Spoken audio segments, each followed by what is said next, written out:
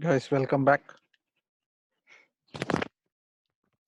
In the last class, last session, we have discussed about different implementations and how we can revoke it, how we can withdraw those permissions which is already set up. The different things with the different revocation policies with different implementations we have compared as well. So today or now we are going to discuss about role-based access control. Based on the role of the user, we can set up the access permissions. So that is what this entire content is. A protection can be applied to non-file resources as well. So usually this role in the sense based on the domain or based on the object, what are the roles can take part on that particular object. Saying that, for example, if you are taking different roles with respect to user levels. In general, roles are nothing but user levels. So based on the user and their hierarchical level in an organization, they can given with some amount of access control. For example, if you consider there are 50 employees in a company, in a construction company, 50 employees in a construction company. All 50 employees are the employees of the organization, that is in general. But for every 10 employees, I have a supervisor. So out of 50, 5 people are the supervisors for the 10 group, the 5 groups, right? This is what is the statement is, right? So with respect to that, 50 employees, for 50 employees, I have 5 supervisors. Okay, out of 50, the 5 are the supervisors. And then that means I have a group of 10 people each. So that is, I have 4 group. For each group allocated with 1 supervisor each. So that is 50 minus 45, that is 5 people. So rest of the 5 people are for the 2 supervisors. Again, I'll create 1 more supervisor. Then it will become 47. Then for those 2, I'll create another manager. Then I'll create 2 directors. That is how the structure of a company. So I have a construction company with 50 in total as the employees. Out of that 50, 40 people are normal employees, the lower cadre, and then 4 employees are supervising those 4 groups of 10 each. Then 2 of the supervisors are supervised by a super manager. Again, those 2 super managers will have 1 more manager and then 2 directors. So now this is the hierarchy of a company. From top 2 directors, I have a super manager. The super manager is managed by super managers. Under the super manager, I have 2 another managers, sub managers, then supervisors, then normal employees. So now, for example, with this particular setup, for the 2 directors, I have everything. That means all the access permissions: read, write, execute, print, copy, control, transfer, everything for these 2. Then for the lower cadre, that is for 40 people, they are in 10 each group. For those each group 10 people, I'll give only read permission. Then the supervisors of them, the 4 people, those will get read and write. So now what we are trying to say is, based on their role, they'll get the access permissions. So using this role-based access control, we can set up these type of privileges. So only for lower cadre, only read permissions. Supervisors will get read write permissions. Managers will get read write execute permissions. Super manager will get read, write, execute and copy. Then directors will get read, write, execute, print and everything, rest of the part. So that is role based. So for this one, we can give an example technically, more technically is Oracle Solaris 10. So Oracle Solaris 10 provides role based access control RBAC to implement least privilege. That is based on the role, whatever the example we discussed, there is a real time example. The privilege is right to execute system call or use an option within a system call. It can be assigned to processes. Then users are assigned as roles. So each user assigned roles granting access to privileges and programs. So consider the situation, whatever the real example we have discussed as a construction company, lower level cadre will have only read permissions. That is read privilege set for first user level from the basic, from the bottom. On top of that, we may have supervisors. They have read and write permission. That is a supervisor role. On top of that, we have managers. They have read, write and execute on the system. This is what we discussed as an example. Now coming back to Oracle Solaris 10, as it will provide role-based access control, each privileges can be set up for each user based on their level. Their level, that is abstraction level of control, we can say on the other hand. So how to do these levels?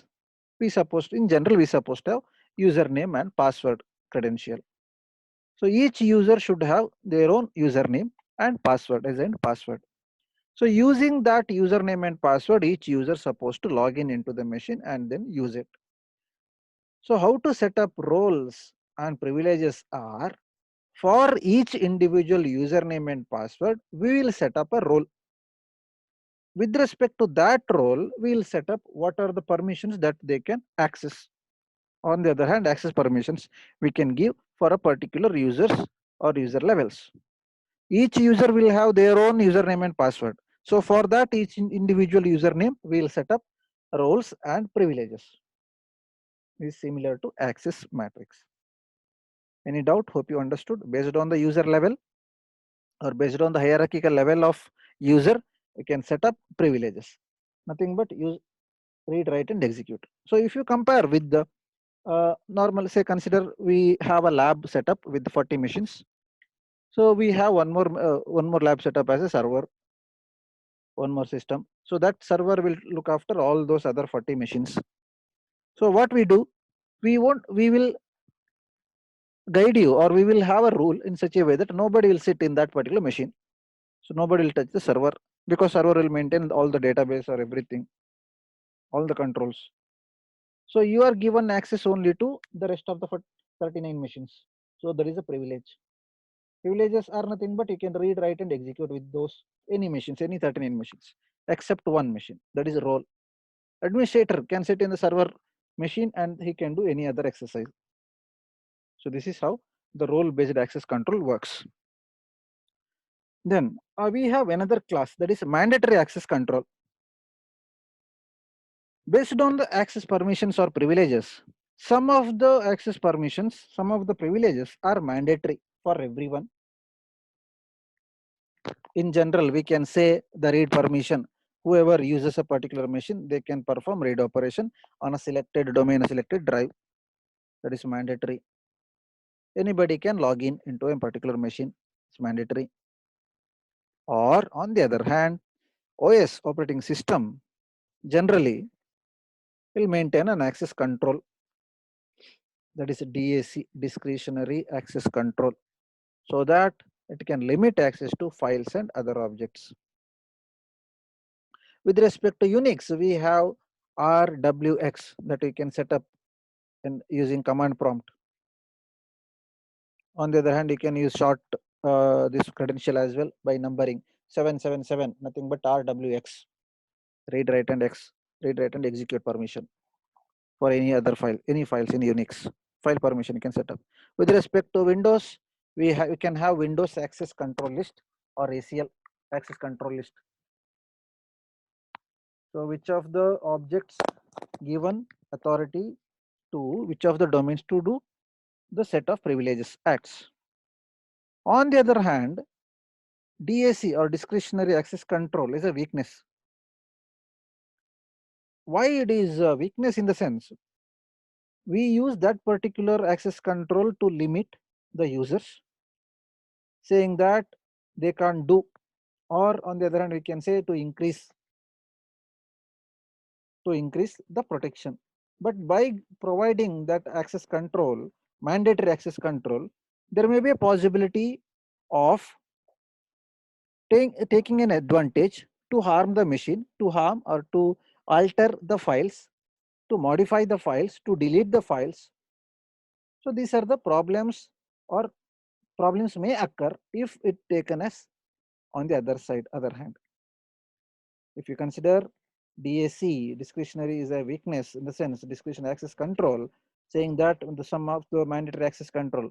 So some of the users may take an advantage to harm the machine. That is a weakness or demerit. Advantage is easily all the users can have the data based on mandatory access control. Then stronger form is mandatory access control, which even root user can't circumvent. On the other hand, if you take it as an advantage, if it is a root user or administrator, it's himself or herself cannot intervene in between or cannot alter the file. So you can set access in that type of also. Only read permission, no write permission, no execute, no control, no copying, no ownership, nothing is there. That is stronger form. On the other hand, stronger, if you take it as more strong in such a way that so that nobody can harm your machine. But we have some of the merits and demerits in this sense also. If you consider more stronger, that makes resources inaccessible. Sometimes if there is an emergency, some of the files may not be accessible for other persons.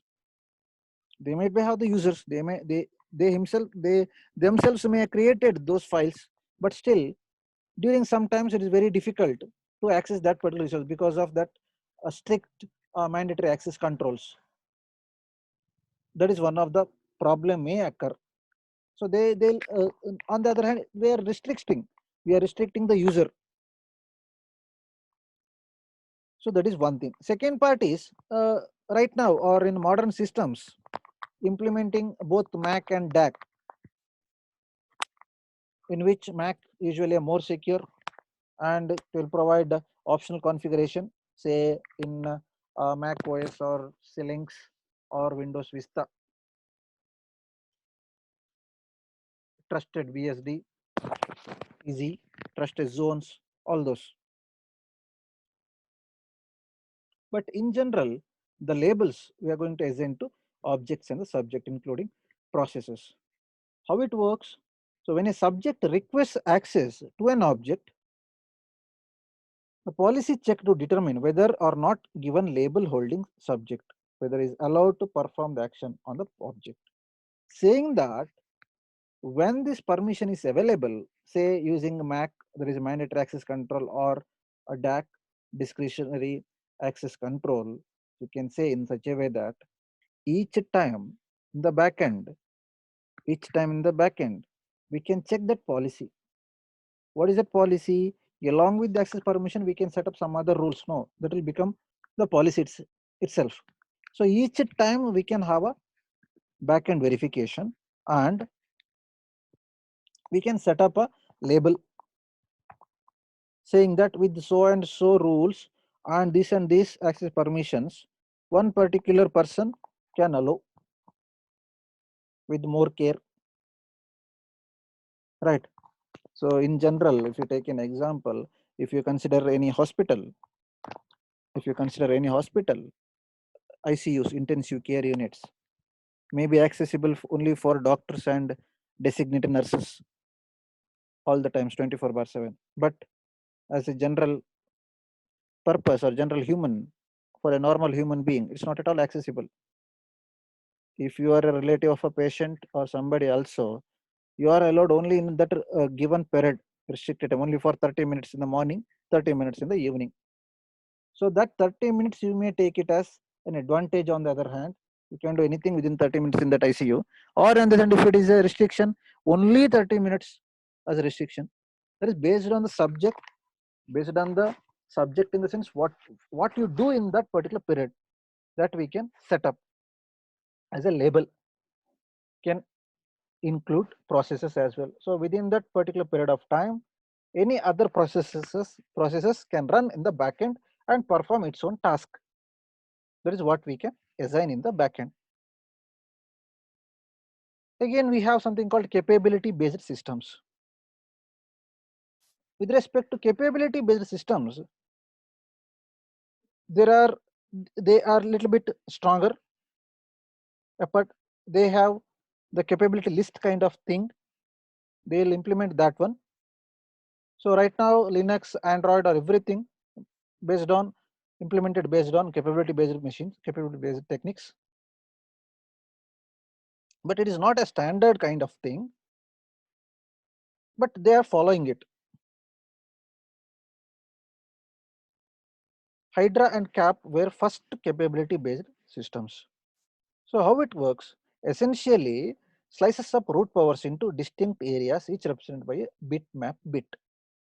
Then, a fine grain control over privileged operations can be achieved by setting or masking the bitmap.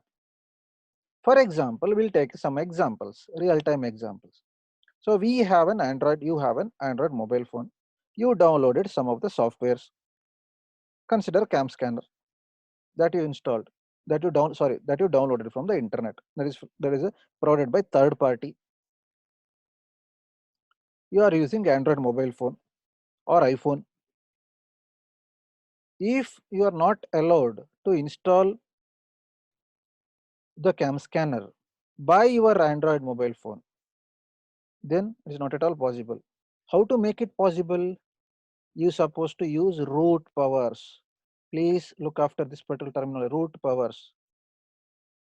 In Android, you have something called developer tools, where you can enable third party downloaded third party softwares can be installed, that you're supposed to set up as a root power, that is a permission, saying that Cam Scanner can look after or can enter into your kernel area. They can install API, the specific area.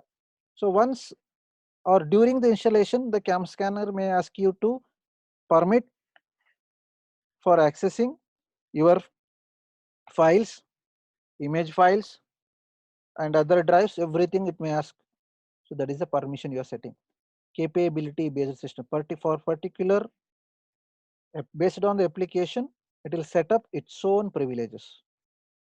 By considering that as an example, please come back to the point. This one essentially slices up root powers into distinct areas, each represented by a bitmap bit, saying that whichever the permission you give to access, say you may give access to camera, you may give access to your disk, saying that file browser, you may give access to your gallery.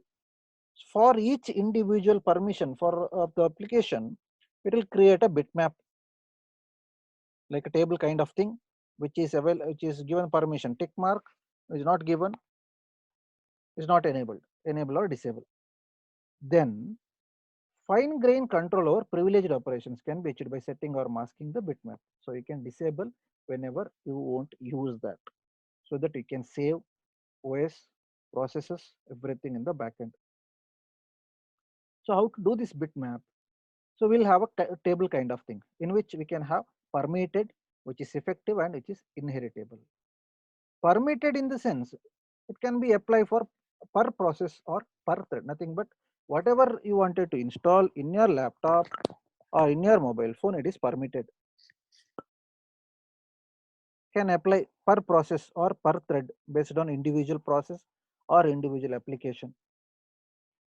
So one thing is this whenever this permission is revoked, say you apply force stop with respect to Android, some of the applications alert you, you are going to damage your mobile phone, or it may not work, it may harm your machine or your Android mobile phone, so that you can't revoke it. You will clear, you are going to clear all those data, whatever you have or whatever the reason you used, all those data will be deleted. So that is one thing supposed to remember. So once it is revoked, it cannot be reacquired. You cannot access the original file. Process or thread starts with all privs, voluntarily decreases set during execution. What is this? Preliminary or primary or initial stage. Consider we may have while installing any Android application in your Android mobile phone, you may set up another kind of thing.